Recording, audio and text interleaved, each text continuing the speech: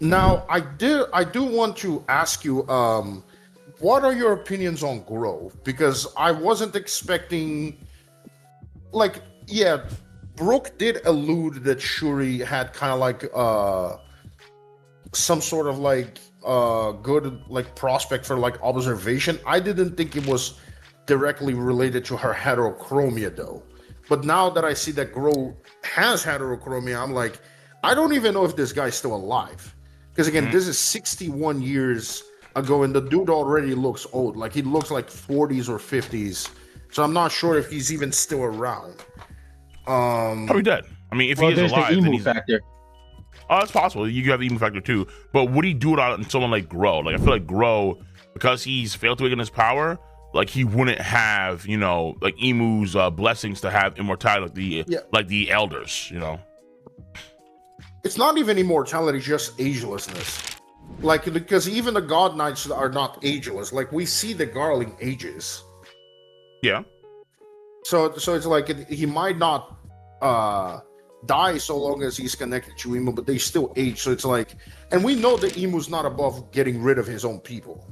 Like he has probably done this like multiple times before. But it does seem to me as though the men mayor kind of like put in a similar position to like the Figureland, to where the Figureland are important because of like, I would say probably like chain of command, like military structure, whereas the man mayor is more like gimmicky. It seems as though certain families within the Tenryubito, within the Celestial Dragons, have very specific like privileges, or maybe not the families themselves, but some individuals within the families. And I would imagine that maybe not all 19 families still exist. Maybe Emu eliminated the ones that didn't serve his purpose.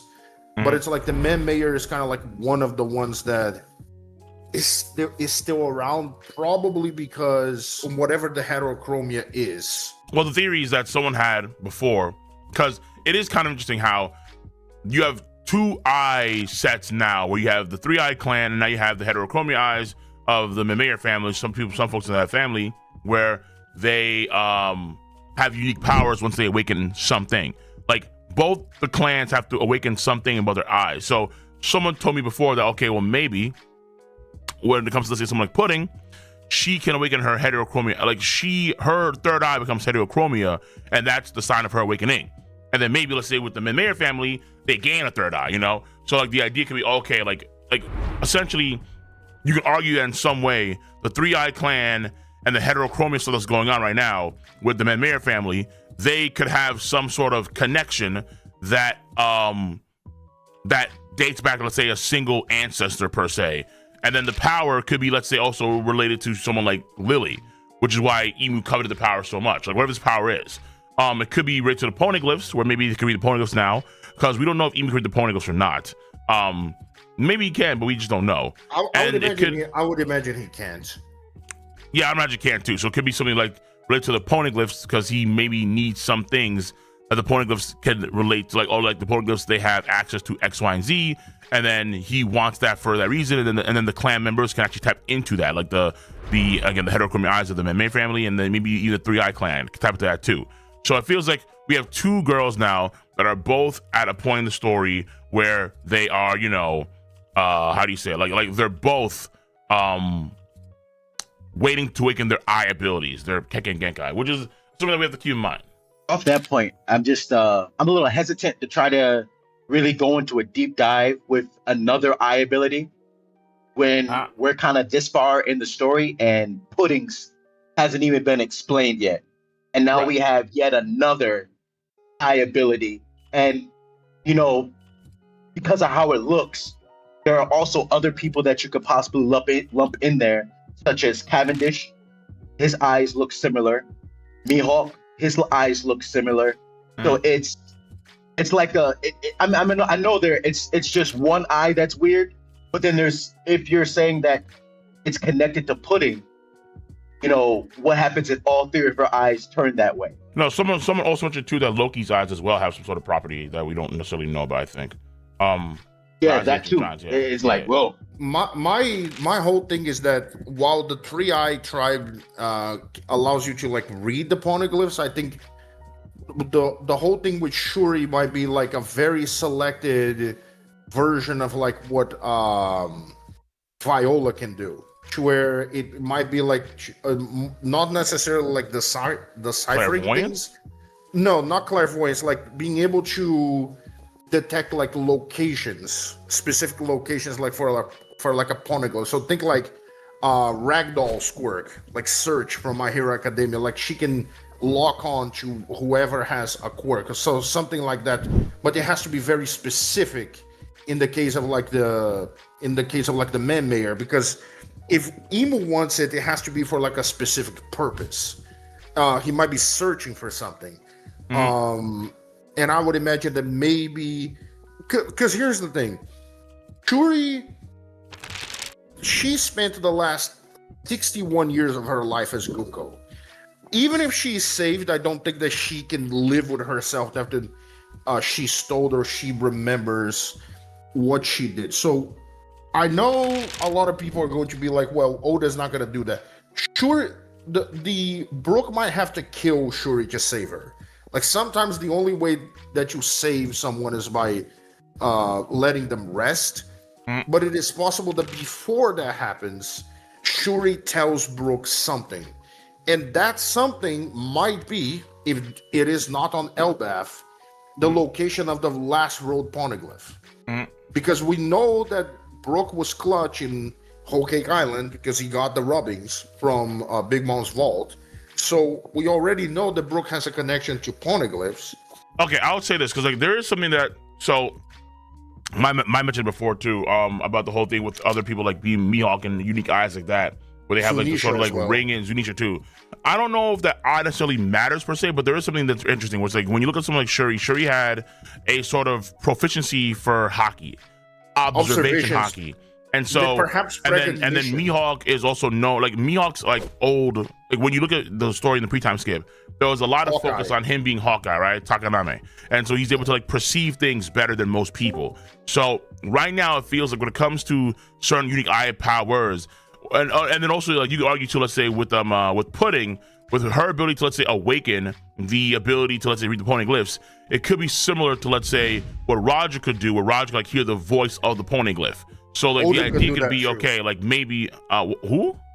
Odin could do that too. Like I don't know if Oda could hear. Well, Oda had the voice of all things, but I don't know if he actually had the ability to hear the poneglyphs. Whereas like Roger had the power to hear apparently the poneglyphs. So like to me, that's like a more unique level, or like that could be a higher level of that ability's utilization. Like what all I have to say is that the eye clan or like people that have unique eyes could just pertain to a better degree of observation hockey to some extent. And then for the 3-Eye Clan, it'll be like, okay, Pudding, she can't necessarily read the text, but she can like understand the poneglyph and what its intent is, because her 3-Eye ability allows her to awaken her hockey to that extent. And how, if you look at the trend in the past of how these things work, I think it could be just like whatever's going on with Shuri, it could be something that pertains to observation hockey. Maybe, for example, like it could be like there is bigger things that you can do with this. Like, for example, right? It's like Madam Shirley could see to the distant future for a few minutes with her ability. Same with, let's say, Hawkins. Hawkins, let's say, have tarot card readings, and then he could probably see like his fate in some way with probably a degree of hockey utilization. So if you apply that logic here, maybe let's say someone like Shuri, if her eye power is weakened, she can do maybe something of that sort. Or maybe she could see either the past or the future in greater detail than even, let's say, an ability user of some kind. Maybe. I'm just trying to follow that trend here where it just seems to be like people that have unique eyes seem to have some greater sense of the voice of all things / observation hockey. With the whole man-mayor like eye ability thing, yeah, I'm wondering if this is like Emu's I guess I'm wondering like if this is how Emu kind of stays ahead of the game, like in terms of like future sight and kind of seeing things like from a more strategical lens. Mm-hmm.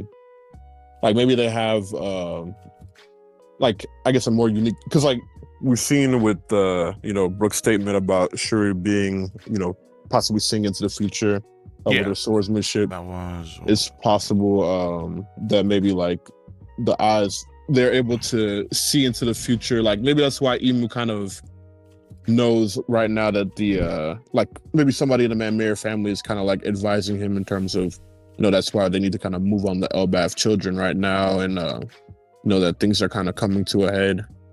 I was kind of wondering about that, possibly. Okay. I like that idea. But another thing I found kind of strange in this chapter was Gro. He mentions that he didn't awaken it, but he has the eyes. So I'm wondering, is it like on some real like Kekkei Genkai, like Uchiha clan shit, where they can like transplant the eyes into each other, and that's why he has them? Or what did he mean by that statement there? I mean, it's more likely like a biological trait. Like for example, it's like how the minks have Electro when they're born. For the most part, like they can like use Electro like once they like. Well, they have Sulong forms too. Like every mink has a Sulong form, I think. But you have to train in order to control it, right? And it feels like a lot of people like Peckham's on Hokage Island. He can go to Sulong, but he could control it like Carrot or Wanda could. I think it's the same thing here in the sense of like the guy couldn't awaken his powers, even though he had the powers, but he just didn't know how to he didn't know how to use them, or he couldn't tap into them at all for whatever reason. I think when it comes to the whole thing with also like the connection with other people potentially, the other girl that we see in the Manmere family, the girl with the beret, we don't ever see her face. She has it for sure. Yeah, because we don't ever see her face. Yeah, but the fact that, and I mean, it is telling, the fact that Emu and Mars pulled up too, even if it was just, let's say, a family situation, it feels like Gro would be a guy that could handle this as it is. Like, Gro is a holy knight. He probably has the immortality factor. He probably has abilities too of his own. Not the eye ability, of course, but his own abilities. And on paper, no one can really handle Gro on the entire island, really. Like, even they teamed up. So, like, but the fact that Emu pulled up the way they did makes the situation like exponentially more serious, because or more interesting too, because now requires, it only elevates the importance of the eye abilities that she has, because Emu's here. So eye ability highly desired. Yeah, and then also too, it's like on Candel's part, if no one was really stopping her from really being with Leuven, and like really being a Leuven, but then on top of that, it feels more like when Gro probably came earlier, and then she had her months of being bedridden, she, just given how things seem to work, she probably had to also, or she had the intent as well of, trying to have a child that also had the eye ability, or could awaken the eye power. Yeah. Again, we just got this chapter, so we really don't have so much to go off of with the whole Manmere ocular ability. But obviously we know with Three Eye Clan is more so in tune with like reading the poneglyphs and kind of being able to decipher those. I genuinely think that the Manmere family, they have, especially what Brooke mentioned, I think they have more so of like a future sight, like I guess strategical value for Emu, and to the point where like he's been able to kind of stay ahead all these years, and that's kind of why they're so sought after for him, basically. So like, okay, so then in a way they kind of be like his seers, where like he just have the Manmere clan who are seers that kind of tell him what could be going on and how to adjust. You know? Like it's oracles or something like that. Like I think that they're very, very vital to like why he's been able to stay in power for this like amount of time. But that's just kind of my, I guess, what I'm kind of gleaming from what little information we have at the moment right now. Because I think that, the Figurlins, they're like very highly regarded in the Holy Land. And then, we talked about how those two families right now are just the two most prominent celestial dragon families that we have at the moment. Alongside the ones from the Elders. Well, yeah, but like, I think those kind of get their boost more because they are the Elders. But outside of that, these two families seem to have like very high importance, even from the film Red first mention of Figurlins, like I think the Figurlins potentially have more so, and we see with primarily Shanks how strong he is, and Shamrock as well being the future commander, Garland being the past commander of the God Knights. I think that the figurines hold more so of the, I guess, the strength or military might of, you know, Umu's his factions, I guess. And then it's potentially that the man-mayors have more so the strategical aspect of it. One thing that I always said is that with Shanks is more so nurture than nature because he grew up as a pirate. But yes, like Garling and Shamrock are more advantaged in terms of power compared to most of the other celestial dragons. And I mainly mention the elders because Somers is from the same household as Jupiter. So it's an example of a family that has like both a god knight and an elder. So it's not just like the Figureland, and this has probably like happened before. But yeah, the man-mayors could either be the seers of Emu or they could be like the locators. Because I did mention to Cole before that I think it could be like a very pinpoint version of like Viola's ability, to where they can locate something for Emu, like for example poneglyphs, if they have awakened stuff. So okay, so that if that's the case, would it be like so would it be something like, hey, like you can pinpoint poneglyphs using like you could see their locations and then gather them, and maybe this is kind of weird though, maybe with these eye powers, could, let's say they even see locations, like could they see Laughtail? Yeah, not necessarily, but maybe they could see like Lodestar. They could see maybe like Lodestar. I think there's also potential for them to be able to see the location of ancient weapons as well too. Could be like a location. It could be in general. They could be like Emu's like special locators, because we know that the emperors have like their information network. So Emu might have his, but this is his version of it, where they might not be so much for like combat. It might not be so much for like advice. It might be specifically for like location. Right. Whatever Emu wants. See you. Bye bye.